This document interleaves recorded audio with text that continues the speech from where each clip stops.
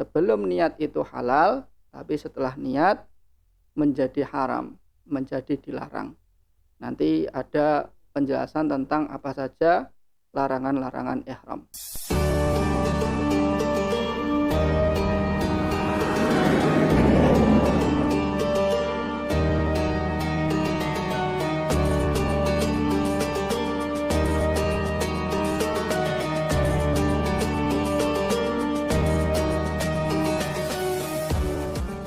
Assalamualaikum warahmatullahi wabarakatuh, Sobat Jenera yang dirahmati Allah. Pada kesempatan kali ini, mari kita melanjutkan kajian kitab Al-Idhah fi Manasikil Haji wal Umrah, karya Al-Imam An-Nawawi radhiyallahu ta'ala anhum. Alhamdulillah, sebelumnya kita sudah membahas bab pertama berkaitan tentang etika dalam pelaksanaan ibadah haji maupun umrah. Kita lanjutkan pada bab yang kedua, tentang fil ihram, hal-hal yang berkaitan tentang ihram. Ya, apa itu ihram? Yuradu bihi niyatud dukhuli fin nusuk. Idh ma'na ahrama adkhala nafsahu fi halatin haruma alaihi biha ma kana halalan.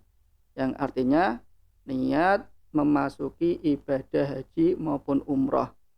Dan ada hal-hal yang harus dihindari, yang mana sebelum niat itu halal, tapi setelah niat menjadi haram, menjadi dilarang. Nanti ada penjelasan tentang apa saja larangan-larangan ihram.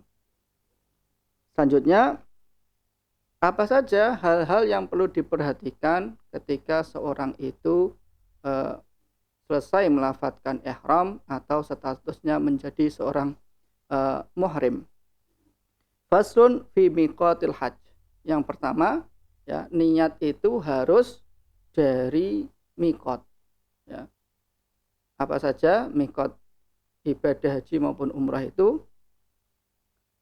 Lahu miqatani zamaniyun wa makaniyun. Jadi ada miqat makani, miqat zamani, juga miqat makani. Miqat zamani itu batas waktu diperbolehkan niat, melafalkan niat untuk ibadah haji maupun umrah.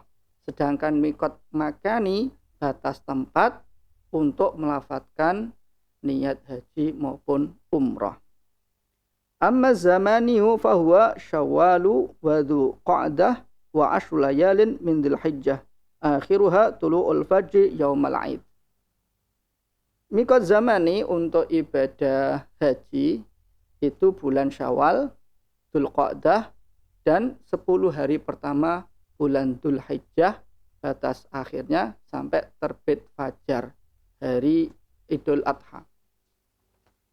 Sedangkan untuk miqat ibadah umrah sepanjang tahun kecuali di bulan-bulan haji, seperti yang saya sebutkan tadi, bulan Syawal, Dzulqa'dah, dan di bulan Dzulhijjah. Wa ammal makani fannasu fi qisman.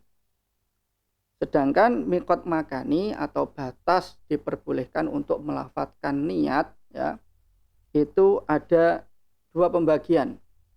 Ada dua jenis jamaah. Ahaduhuma man huwa bi Makkah makian aw ghariban fa miqatuhu bil haji nafsu Makkah. Yang pertama bagi jamaah penduduk kota Mekah atau jamaah yang sudah mukim di kota Mekah. Miqatnya itu dari kota Mekah itu sendiri. Jadi cukup dari rumahnya bisa. Bagaimana untuk ibadah umrahnya? Untuk ibadah umrahnya, miqatnya harus keluar ke tanah halal. Bisa dari Tan'aim atau Masjid Aisyah, bisa di Ji'rannah maupun di miqat Hudaybiyah.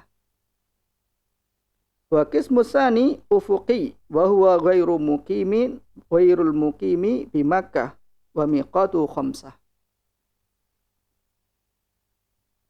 Jamaah jenis yang kedua itu selain orang yang asalnya dari Mekah atau yang tidak mukim di Mekah, bisa disebut ya ajnabi, ya, orang asing. Ya, miqatnya ini ada 5. Ahaduha, yang pertama Dzulhulaifah. bernama Miqat Dzulkhulaifah atau sekarang terkenal dengan Bir Ali, ya. Ini untuk penduduk yang dari Madinah atau jamaah yang melewati kota Madinah, berangkat ibadah haji maupun umrohnya dari Madinah, mikotnya Dzulkhulaifah. Asani Juhfah. Yang kedua nama mikotnya Juhfah, ya. Ini mikot dari wilayah negara Syam seperti Syria, Jordan, Lebanon, Palestina, atau dari wilayah Eropa, wilayah Mesir, benua Afrika.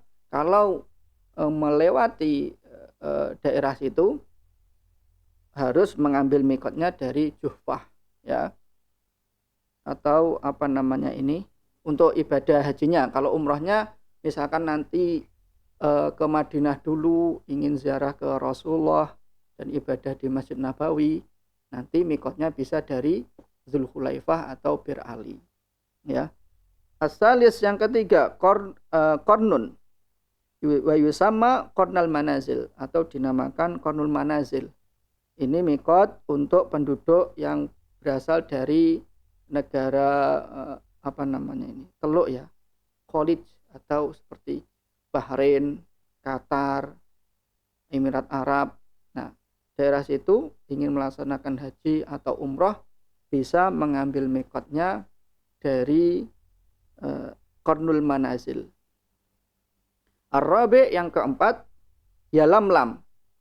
Mikot bernama Yalamlam untuk penduduk jamaah haji maupun umroh dari arah selatan, wilayah Asia, Indonesia, dan lain sebagainya, ya. Nanti biasanya ketika sudah hampir sampai mikot Yalamlam itu petugas pesawatnya memberikan informasi supaya jamaah nanti bisa mengambil mikot dari apa namanya pesawat, ya, di udara. Sekiranya itu membahayakan, nah, bisa mengambil mikotnya di Bandara King Abdul Aziz di Jeddah. Ini mendapat ijtihad para ulama supaya tidak membahayakan para jamaah ketika mengambil mikot di Yalamlam, di atas pesawat. Al-Khamis yang kelima Dzatu Irqin. Nama mikotnya Dzatul Irq, Dzatu Irqin, untuk penduduk yang berasal dari Irak, Iran, dan yang melewati jalur itu, ya, Kazakhstan, Kyrgyzstan, Turkmenistan, Khorasan, dan lain sebagainya. Nah, bisa ketika mau umroh ataupun haji mengambil mikotnya dari situ. Nah, kalau langsung ke Madinah, ya bisa apa namanya mengambil mikotnya di Dzulkhulaifah atau Bir Ali. Baik, jamaah Janara, sobat Janara yang dirahmati Allah. Sekian kajian kali ini. Insya Allah kita lanjutkan di pertemuan yang berikutnya. Wallahu a'lam bishawab. Semoga bermanfaat. Hadanallahu wa iyyakum wal afu minkum. Assalamualaikum warahmatullahi wabarakatuh.